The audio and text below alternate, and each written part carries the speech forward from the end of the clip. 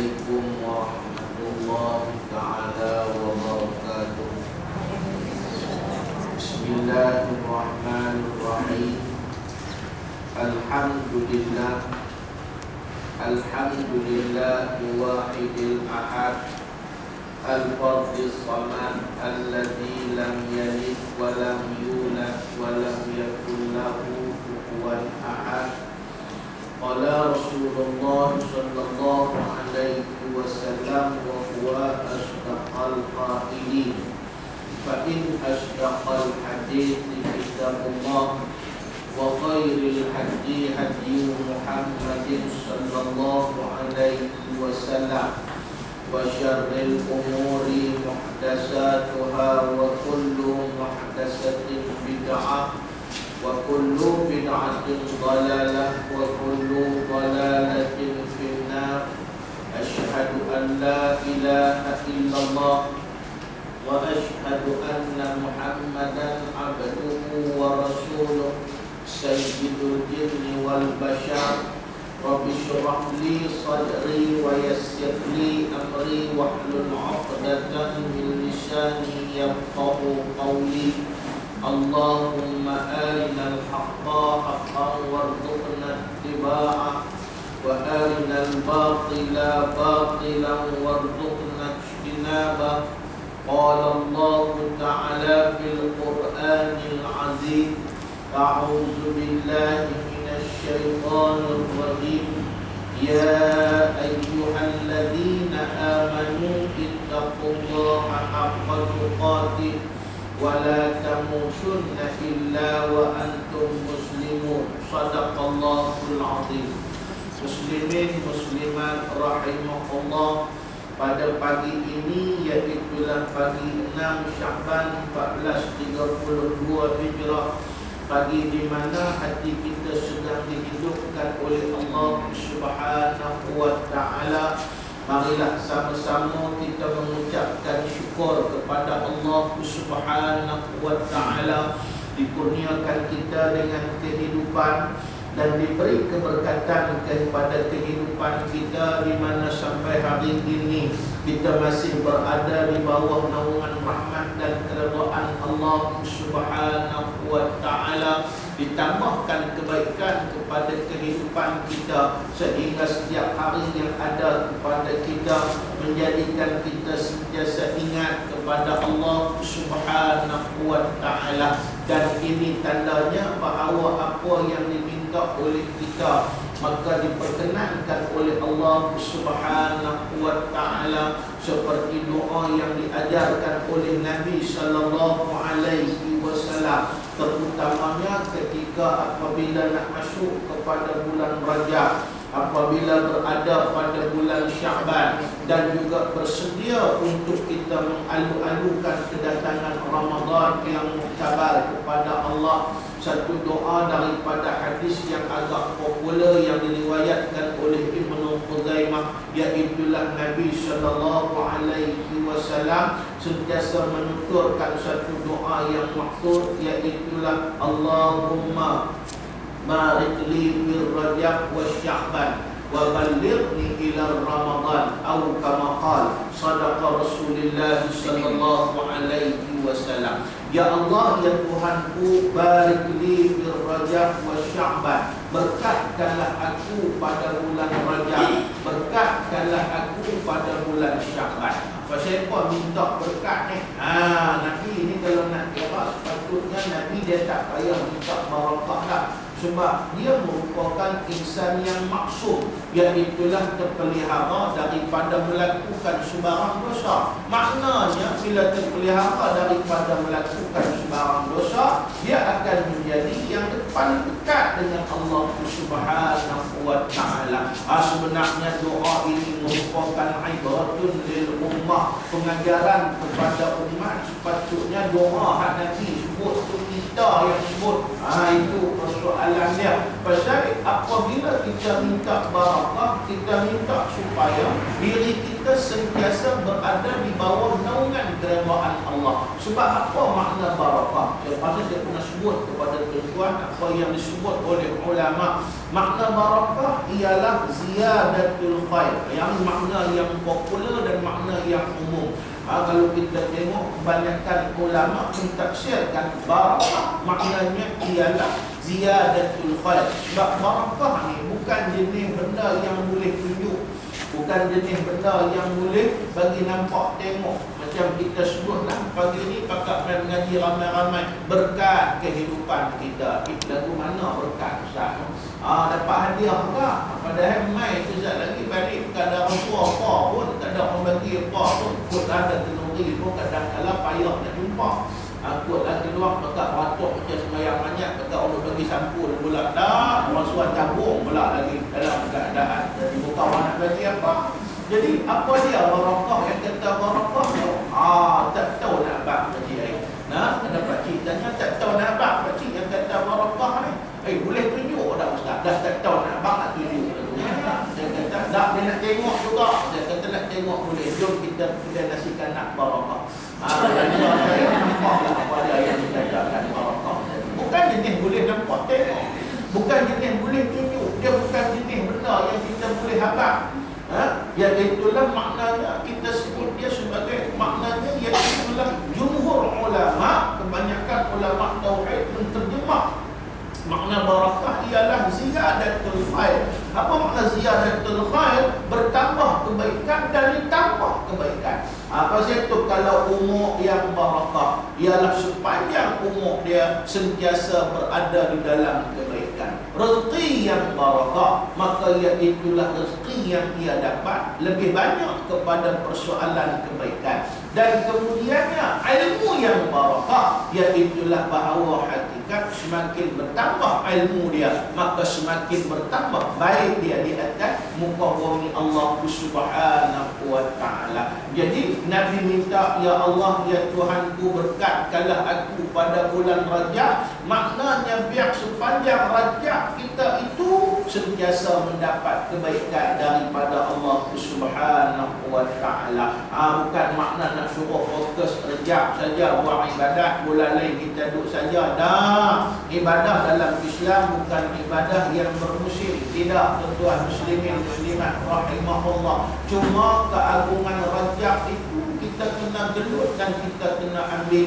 Kita jangan biar dia berlalu begitu sahaja. Karena bila habis Rajab nak jumpa pula tahun depan pula. Bukan kata belum tentu kita ni hidup ataupun masih ada dan sebagainya dalam keadaan tadi. Jadi rebut. Begitu juga dengan keagungan Sya'ban yang dianugerahkan oleh Allah Subhanahu wa taala kepada kita. Yang sebahagian daripada keagungan Sya'ban disebut oleh seorang ulama sufi, nama dia Yahya bin Mu'az Ar-Razi, iaitulah salah satu hadiah yang Allah Ta'ala beri kepada mereka yang menghidupkan Sya'ban ialah huruf yang membentuk kalimah Sya'ban. Yang pertama ialah Shin. Shin itu membawa makna, kata ulama, ialah syarafah, iaitulah kemuliaan daripada Allah Subhanahu wa taala. Mulia yang jenis macam mana? Iaitulah mulia yang menyebabkan manusia itu diangkat derajat oleh Allah Subhanahu wa taala. Maka apabila dia lakukan ibadah, apabila dia lakukan ketaatan, maka ia menjadi semakin dekat, semakin dekat, semakin dekat dengan Allah Subhanahu wa taala. Dan bila ia dekat dengan Allah, manifestasi itulah bahawa hakikat dia mendapat kemuliaan daripada Allah. Dan kemuliaan dia tadi bukan saja iaitulah Tuhan bagi kat dia saja. Maknanya orang yang dekat dengan dia, orang yang bergaul dengan dia, orang yang bermuamalah dengan dia juga dapat tampung sama. Iaitulah maknanya dapat terima sama keagungan yang diberikan oleh Allah Subhanahu wa taala. Macam kita buat ni, macam kita main ngaji pada pagi ini, bukan kita saja dapat manfaat. Balik saat lagi kita berdua dengan manusia lain juga menerima tempiasan daripada yang rahmat, dan juga iaitulah nur yang Allah Ta'ala beri kepada kita. Pasal itu kadang-kadang iaitulah nur ni tak dapat nak digambarkan. Keagungan, kemuliaan pun tak dapat nak dijelaskan. Kalau nak tengok lebih lanjut bab nur ini, kita boleh ambil sedikit pengajaran daripada peristiwa Isra dan Mi'raj Nabi sallallahu alaihi wasallam. Ketika duk ceramah, duk forum tuan-tuan ataupun duk mengajar, lalu kalau bulan Rajab itu ni kisah Isra Mi'raj lah.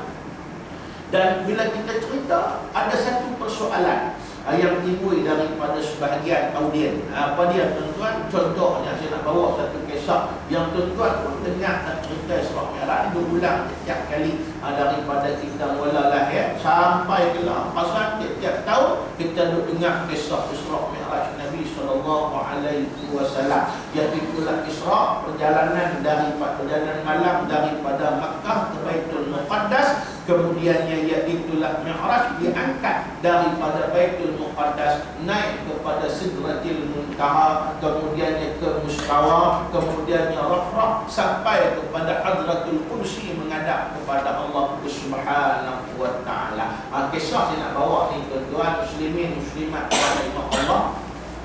Apabila Nabi sallallahu alaihi wasallam selesai menghadap Allah, kemudiannya Nabi pun turun menerima iaitulah amanah dan juga iaitulah hadiah daripada Allah.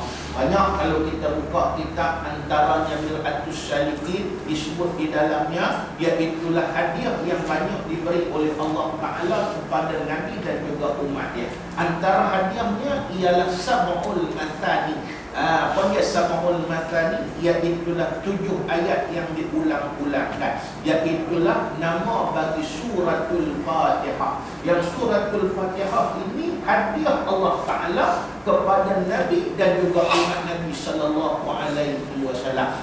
Itu hebat dia. Mana Fatihah ni umat dulu tak ada.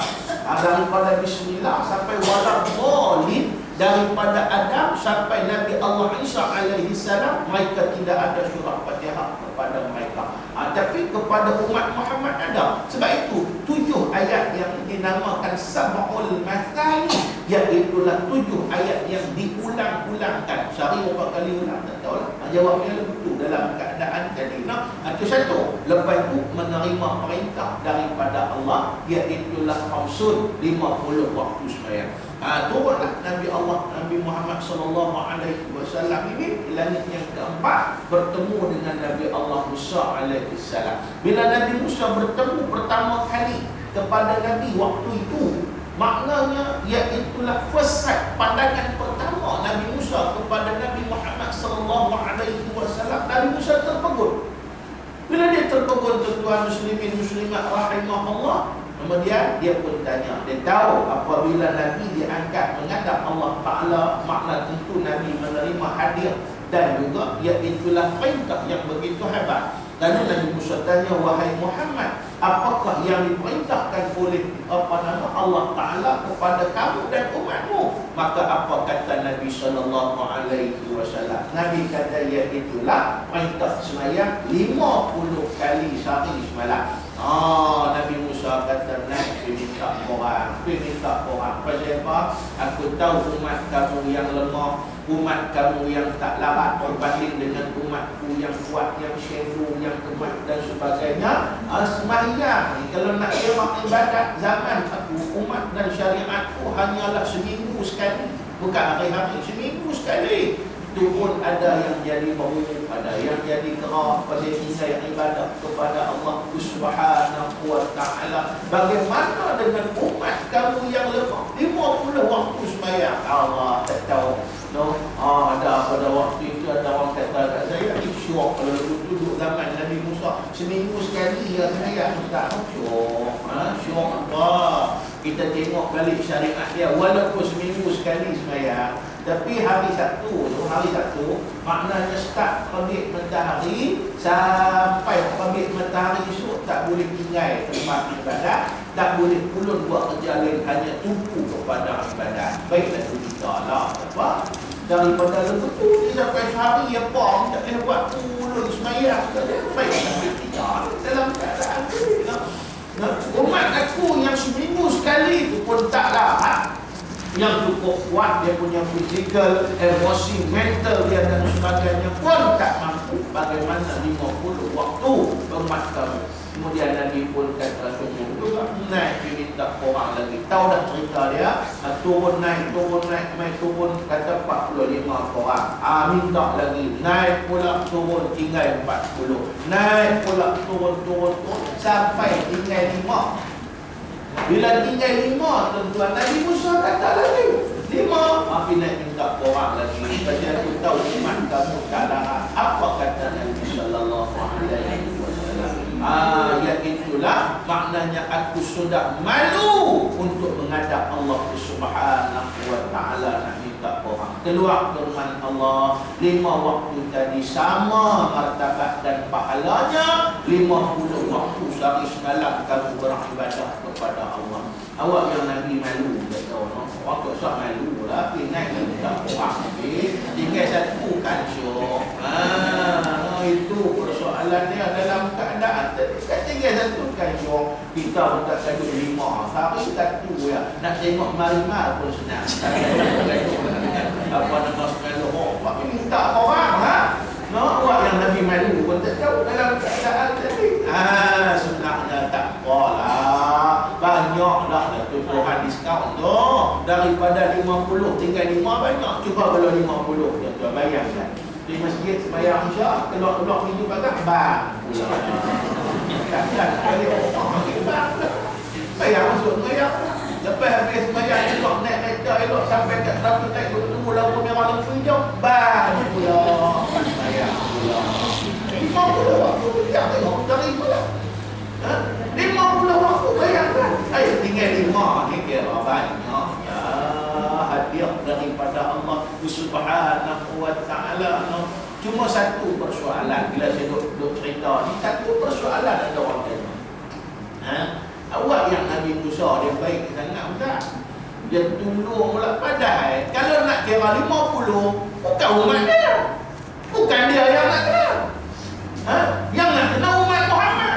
Dia ada juga Nabi Muhammad. 50 biar ni. 50 mereka nak sembahyang tak ada apa-apa kepentingan bagi dia. Kalau korang pun dia untung kan. Nak juga. Awak yang baik sangat Nabi Musa kepada umat Muhammad sallallahu alaihi wasallam. Saya bila tanya tak tahu nak jawab.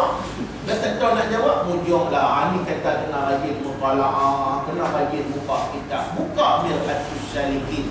Dalam Mir'atus Salikin dia sebut sebenarnya Nabi Musa tadi dia suruh Nabi naik perakan, suruh naik tu bukan pasal umat Muhammad sangat, bukan pasal Nabi Muhammad sangat, tapi persoalan dia yang paling utama ialah untuk manfaat diri dia.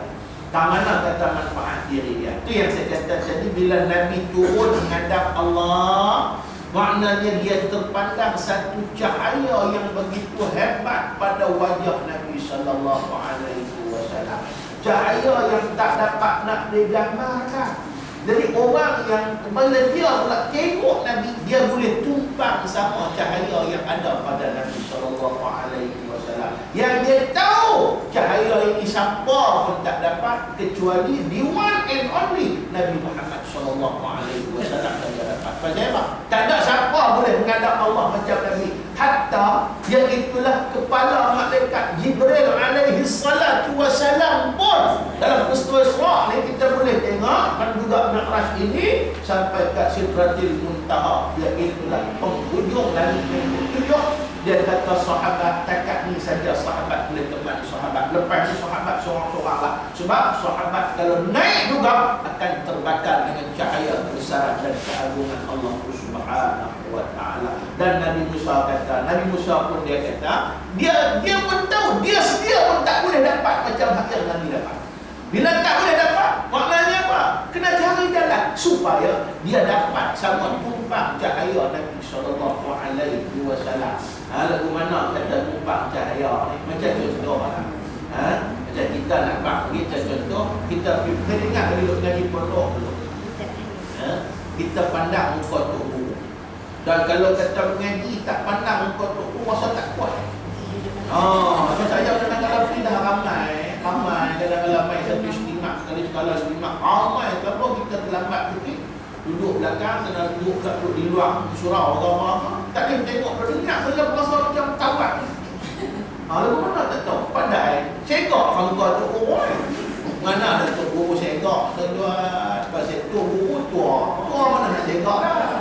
Ada siapa tak, ada siapa pentua ni tak segak. Tapi walaupun tak segak, kita pandang muka dia Allah, jadi satu ketenangan hati kita tu merasa tak tahu nak apa. Yang ni bukan jenis dia apa? Jenis rasa. Itu maknanya. Pasal apa? Sebab mereka dekat dengan Tuhan. Bila mereka dekat dengan Tuhan, cahaya dia tu kita rasa Allah. Jadi kita tengok apa nama tu guru, alim, ulama. Tengok dia senyum pun kita rasa satu macam masa orang kata apa. Kata nak masa syok kena kadang tengok muka artis segak lah, artis mana ada artis tak segak sampai jadi artis.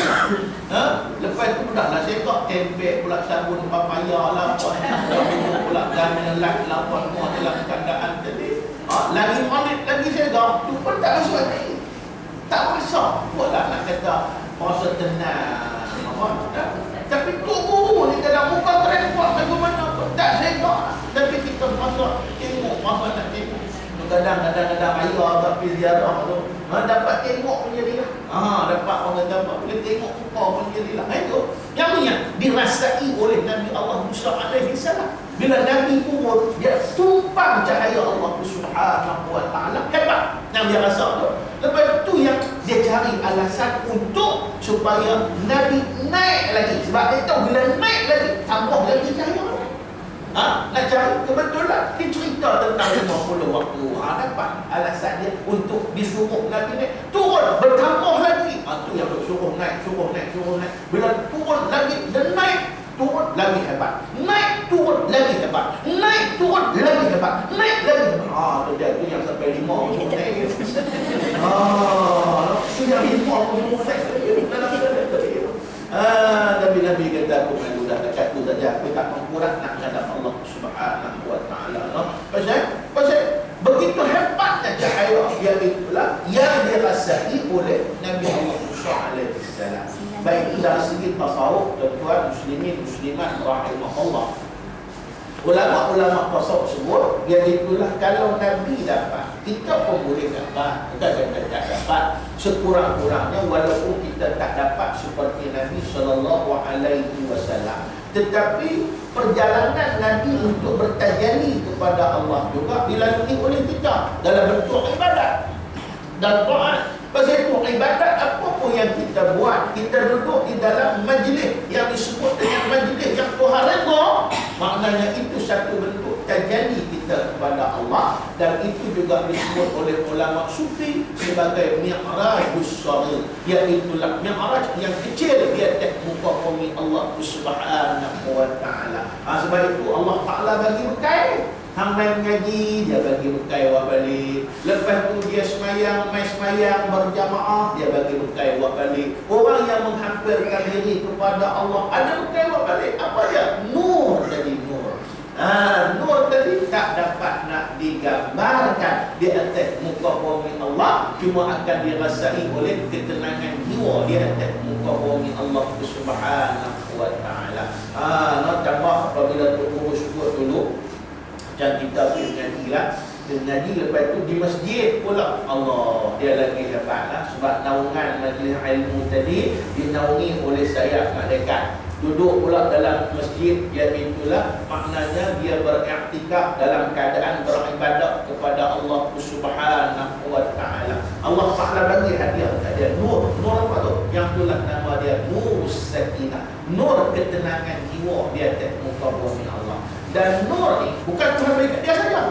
Tuhan bagi iaitulah untuk ditumpang oleh orang lain sama.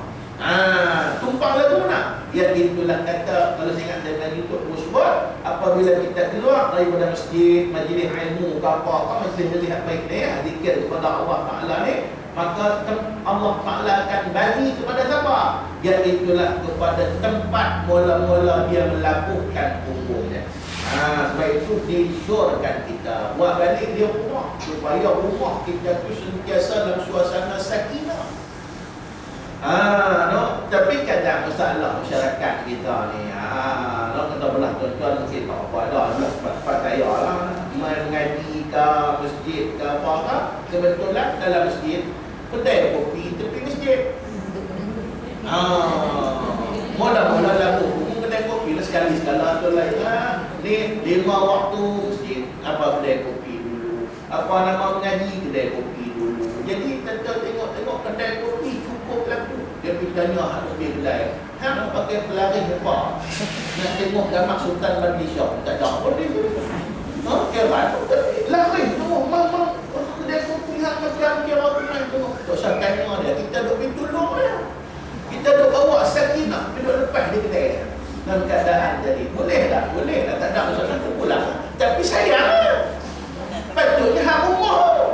Kadang-kadang rumah kita, macam kita pakcik, pakcik tak boleh main anak-anak kecil banyak contohnya dalam keadaan jadi. Buat balik dia rumah bagi anak-anak kita bakat tumpah. Bagi sekolah kita bakat tumpah. Tak ikut anak, bukan nak suruh lah. Apa lah tu satu tumpah dulu lah, saya nak mengajak anak saya pula. Tak apa. Kalau boleh, dia pun tak boleh. Kalau boleh pun, maknanya nur daripada sakinah dan diri, maknanya biar rumah kita, ahli rumah kita dapat dulu dan sebagainya. Ayat ini hadiah daripada Allah, hasil daripada mi'raj syarir kita di atas muka bumi Allah Subhanahu wa taala. Salah, bukan salah, disebut tak salah. Jadi maknanya budaya kita kalau boleh biar kita bagi keutamaan. Kalau boleh rumah kita dululah selalu. Kalau kata-kata sekali sekala tu lain tapi dia tabiat untuk tengok dalam masjid rumah saya pernah fahamnya dia bangun masjid bangun kenapa? Dia kedai kopi dia tumpuk laku dalam keadaan tadi. Siapa pergi laku? Itulah masjid, ada masjid kan? Keluar apa nama?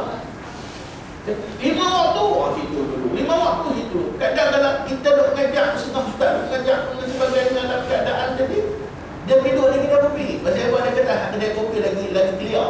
Dia duduk dalam. Dia tak apa nak dengar kalau kedai kopi tu lagi clear. Dia jadi duduk dalam keadaan jadi. Tak apalah, aku dah pergi dia malam kan kita salah kan kata apa tu pulanglah. Tapi yang pentingnya dengar juga cukuplah. Tapi nak habaq kata keutamaan yang tu yang kadang-kadang kita tahu apa nak faham sangat dia jadi muka Allah. Jadi syukur kita tuan-tuan pada pagi ini sekali lagi kita dapat tajalli kepada Allah dari majlis ilmu Allah Subhanahu wa taala untuk menjadikan kita berada di dalam keridaan Allah Subhanahu wa taala. Wallahu a'lam. Kita sambung tuan-tuan kitab kita Riyadhus Shalihin yang Melayu duduk yang pertama, iaitulah yang disusun oleh Imam An-Nawawi rahimahullah. Baik, kita tengok sambungan kitab kita mula nak masuk hak mukadimah kita habis dalam kuliah kita bulan lepas, habis kita habis mukadimah. Jadi pada pagi ini kita mula nak masuk kepada pembicaraan, iaitulah isi dia yang pertama. Bab apa yang pertama? Iaitulah bab ikhlas. Jadi mula-mula masuk sekali bab ikhlas. Apa tujuan untuk buku dia buku kitab kita ni karangan? Kalau kita tengok kebanyakan kitab hadis yang disusun oleh Imam Nawawi ke ulama-ulama lain, dia akan mulakan hadis dengan persoalan ikhlas. Kerana ikhlas ni dia ada hubung kait dengan akidah. Ikhlas ada hubung kait dengan akidah. Apa? Sebab hilang martabat ikhlas, maka sesungguhnya dalam keadaan tadi terputus hubungan dia dengan Allah Subhanahu wa taala. Pasal apa tuan-tuan? Pasal iaitulah bahawa hakikat dia sudah ada kekuatan untuk maknanya pancingan kepada syirik kepada Allah. Itu yang dia sebut dalam ibadah kita, sahaja aku dan sekali lillahi ta'ala, kerana Allah. Tak payah tak kerana Allah, pasal dia kerana Allah. Kita bukan buat ibadah kerana siapa, tapi dia pulang-pulang sebagai satu manifestasi, iaitulah nak menggambarkan tentang kepentingan ikhlas di atas muka bumi Allah Subhanahu wa taala. Baik, kita sambung tuan-tuan, apa lagi yang nak disebut oleh pengarang kitab kita. Mudah-mudahan kita mendapat keridaan daripada Allah. Qala al-musannifu rahimahullahu ta'ala wa nafa'ana bi ulumihi fid darain amin. Bab yang pertama, muka surat 6. Dari hal ikhlas, berniat pada segala amal, kata-kata dan hal ehwal yang sulit dan juga terang. Jadi itu tajuk dia. Tajuk kita nak bincang ialah ikhlas, lepas tu niat. Jadi ikhlas dulu kat niat lah banyak. Lepas tu kata-kata dan hal ehwal yang sulit dan juga terang. Baik, jadi Tok Guru kita ni, dia mulakan perbicaraan kitab ni kitab hadis, tapi dia mulakan dengan Quran. Dia buat dulu ayat Quran. Pasal apa? Sebab Al-Quran dan hadis ni dia tak boleh dipisahkan. Dua-dua tu sumber yang terang dan jelas kepada manusia. Apa saya Nabi sendiri sebut, taraktu fikum amrayn tamassaktum bihima falam tadillu abadan wa hiya al-Quran wa sunnatir Rasul sallallahu alaihi wasallam. Itu persoalan dia dalam keadaan tadi. Baik, dia mulakan dengan firman Allah Subhanahu wa taala. A'udzu billahi minasyaitonir rajim.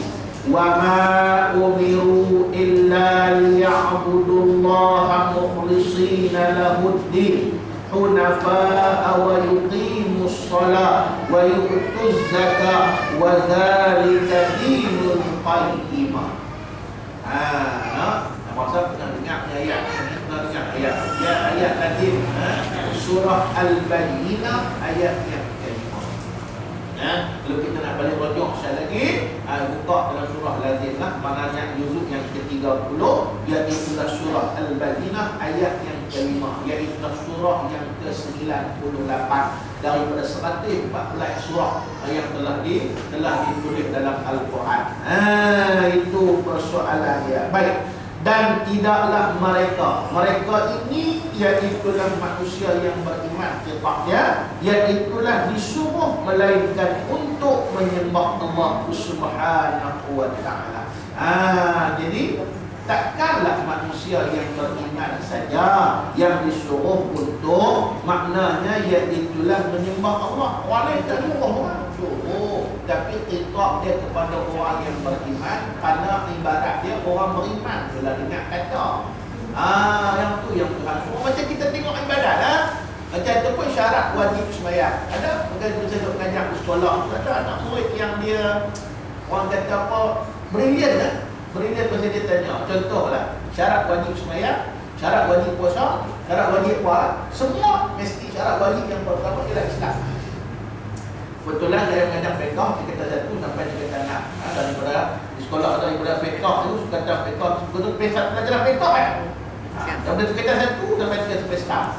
Jadi kata 1 mengaji bab taharah, kata 2 mengaji bab sembahyang, kata 3 mengaji bab zakat, sukatan itu menerima zakat, kata 4 mengaji bab puasa, i'tikaf, haji, lepas tu bab haji.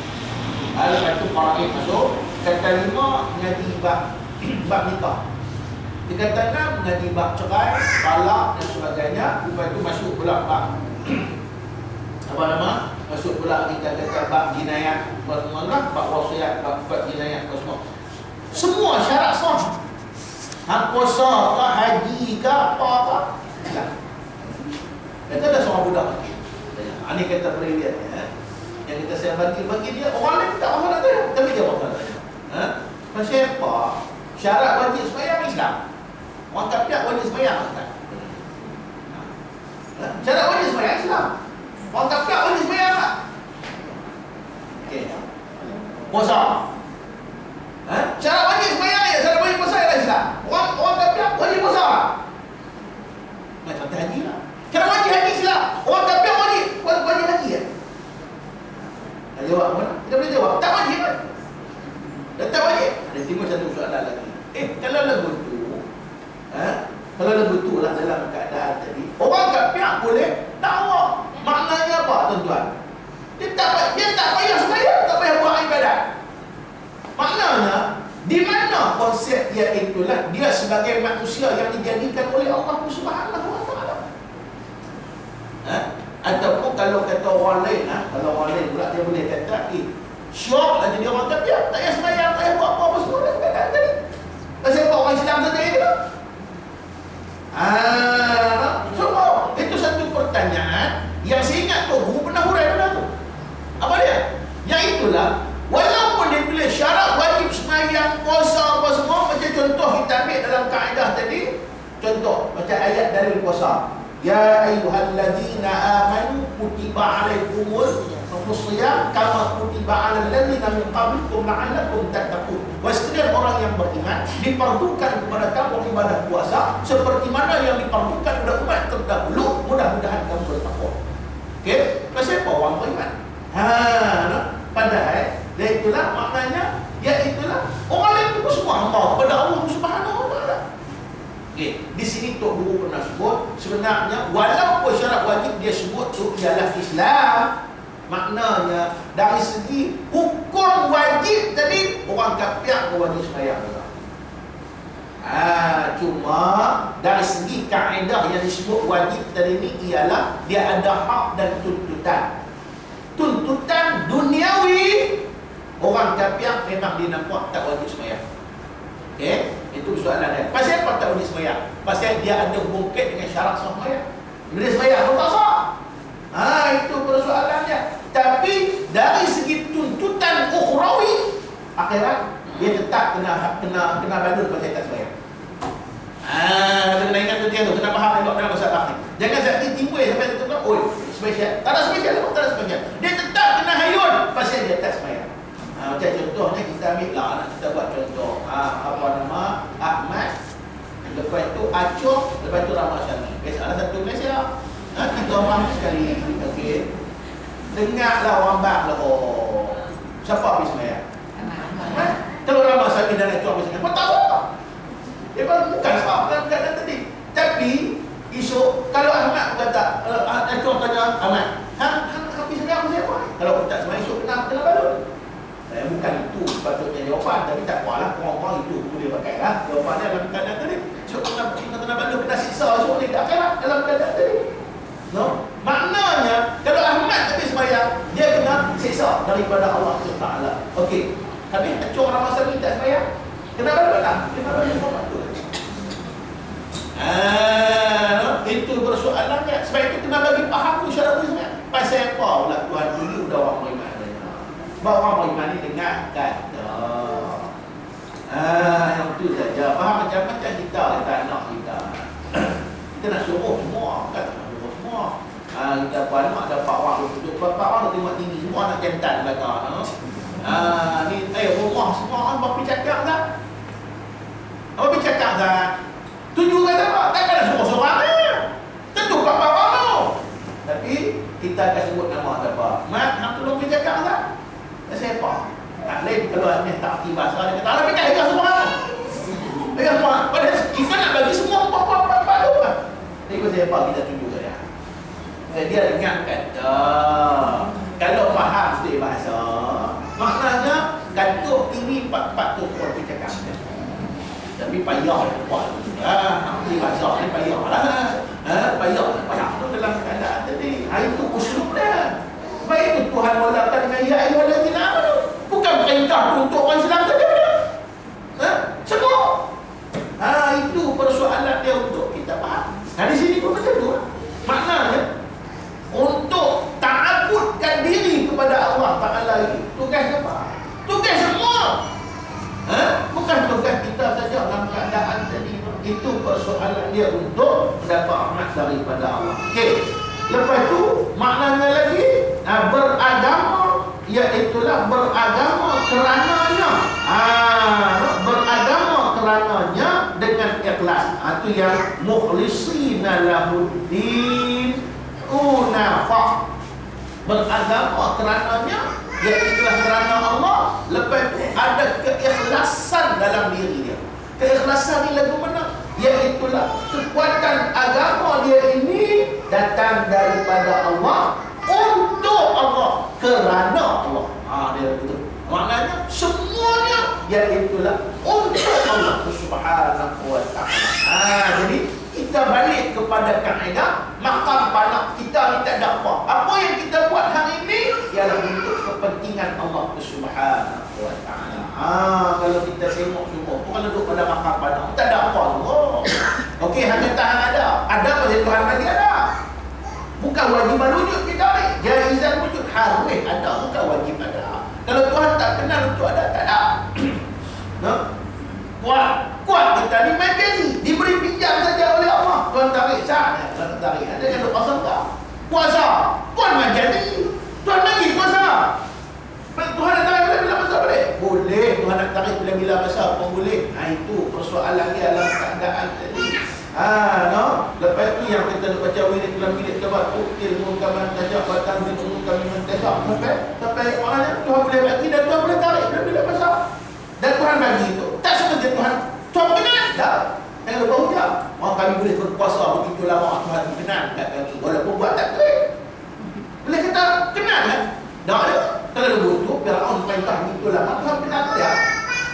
Kenapa hujah? Ada kenapa hujah belum? Woi, kami boleh perintah lama 80 tahun, 90 tahun. Pasal apa? Tuhan kenal ni. Tanda percaya tak? Tanda percaya pasal boleh perintah lama. Walaupun tak lawan hukum Tuhan dan sebagainya. Habis Fir'aun Israel nak kebah yang berlaku berapa puluh tahun dalam keadaan tadi. Siapa kena nak titik Israel seluruh dunia tak nak titik Israel. Betul bukan tak semestinya. Pasal apa? Pasal Tuhan boleh bagi sama ada kepada orang yang dia sayang ataupun orang yang dia benci. Dan Tuhan boleh tarik daripada orang yang dia sayang ataupun dia benci. Kerana sayang boleh tarik. Tuhan bagi kekuasaan, bagi nikmat. Tuhan tarik tu pun tak semestinya Tuhan tarik daripada orang yang dia benci. Dan orang yang sayang dia tarik. Ada kaedah lah. Dalam tarik itu kadang kaedah tarik suka, nanti ada tarik benci. Nabi Allah Ayub AS Tuhan tarik semua dia. Kekayaan dia Nabi yang paling kaya dulunya. Habis anak yang cukup amat. Habis orang mati semua tinggal dia dengan Allah yang sendiri. Lepas tu kata-kata kesihatan dia pun Tuhan tarik. Tuhan benci ke kan? Dah. Bukan benci. Tapi dengan sebab tarik itu tanda sayang Allah kepada dia. Kita faham juga begitu dalam keadaan tadi. Hari ini Allah Subhanahu wa ta'ala dalam keadaan ini. Jadi kita nak buat semua yang kita tuju ini hanya untuk Allah Subhanahu wa ta'ala. Ini kerja kita tuan muslimin muslimat rahimahullah. Pasal itulah kalau kita rujuk di dalam kitab-kitab yang lain, ulama-ulama bahas. Contohnya Imam Nawawi. Imam Nawawi ini seorang ulama hebat. Dia itulah ulama hadis pun hebat, ulama fiqh pun hebat. Imam Nawawi ni kalau kita dari segi fiqh, dia boleh sampai martabat mujtahid mutlak. Mujtahid mutlak ni maknanya dia boleh berkeluar fatwa, boleh berkeluar, boleh jadi mazhab dia sendiri. Kata Imam Nawawi, tak ada mazhab Nawawi tak ada. Ada 17 mazhab dalam dunia kita ni. Dalam fiqh 17 mazhab. 4 saja. 4 tu yang masih ada orang ramai. Lagi 13 pupus dah tak ada orang boleh ngomong. Mazhab Al-Zahiri, mazhab Al-Thawri tak ada. Yang ada 4 tu saja yang masih orang ramai. Jadi yang itulah tahap Nawawi. Dia dalam keadaan tadi dia sudah boleh jadi ulama panggil mujtahid mutlak. Maknanya boleh lah kau nak jadi mazhab dia.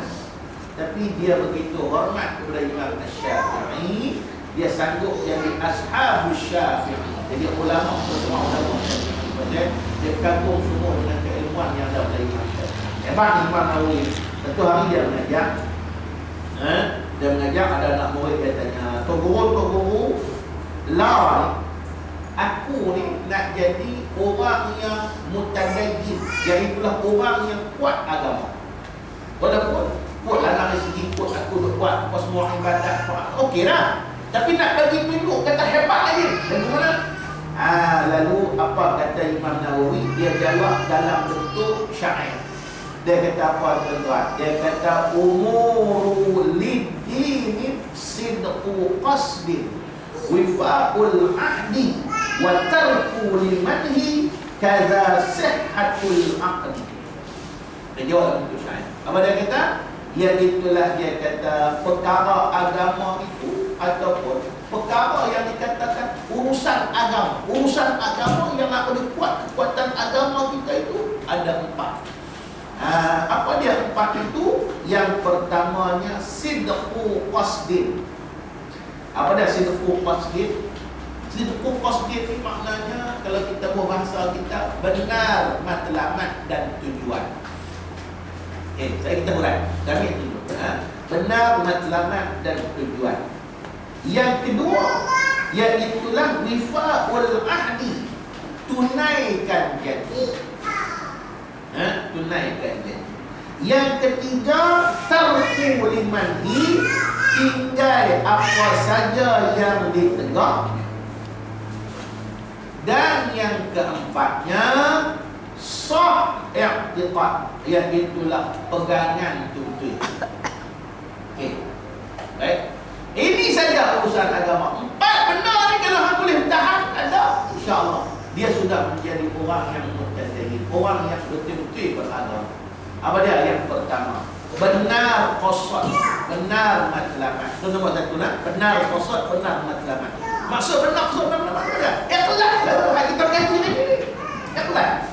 Maknanya buat kerja apa pun sampai satu peringkat kerana Allah Subhanahu wa taala. Tak ada pasal lain tuan-tuan.